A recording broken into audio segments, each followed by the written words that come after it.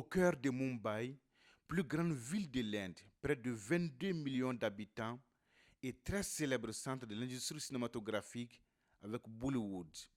Rien d'étonnant donc si cette ville est choisie par les autorités indiennes pour lancer le premier sommet mondial de l'audiovisuel et du divertissement, WAVE 2025. Sommet qui réunit ici plus de 10 000 participants du monde des médias, de la musique et des décideurs politiques d'environ 80 pays. 4 jours pour échanger, célébrer des légendes, créer des opportunités et bâtir un pôle de création mondiale. World Audiovisual and Entertainment Summit, ou Sommet mondial de l'audiovisuel et du divertissement, avec son acronyme WAVES ou VAG, n'est pas un simple acronyme. C'est une vague de culture, de créativité, de connexion universelle. Et surfant sur cette vague se trouve le cinéma, la musique, les jeux vidéo, l'animation, la narration. La vision des autorités indiennes est de bâtir une économie mondiale à travers cette plateforme des créateurs. Une économie basée sur 4 piliers, à savoir la créativité, l'innovation, la promotion et le soutien. Une aubaine pour les créateurs du monde entier. Well, what I'm hoping to see at the end of the event is for Nigeria to have C'est une plateforme this importante partnership and pour nous. collaborations with people from On different va countries créer for des our, partenariats creative avec sector in d'autres Nigeria to be able producteurs, to, you know, have this diversifier partnership, les échanges get de funding programmes opportunities, à and for travers us as a le country monde. to have like exchange programs between Nigeria and other countries across the globe. That's what we hope for. No, Waves is a very good important because it believes in creativity. It believes in connecting the global world.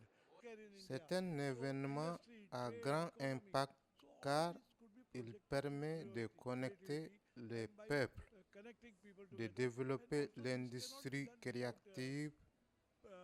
media. L'Inde India a and une Africa grande should et work longue together. We should expérience make joint dans venture ce films domaine.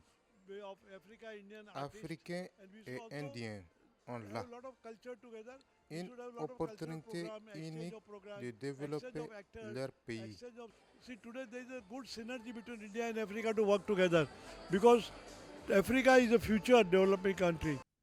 Le Mali participe activement à ce sommet à travers le directeur général de l'ORTM, Hassan Baba Djombeli, qui entend nouer des partenariats dynamiques avec des industriels et producteurs de renom au profit de notre pays. Je voudrais tout d'abord saluer vraiment l'ambassadeur de l'Inde au Mali qui a eu la lumineuse idée de nous associer à ce grand événement. Vous l'avez dit, c'est le premier sommet mondial de l'audiovisuel et du divertissement, en anglais World Audiovisual Entertainment Summit, the first one.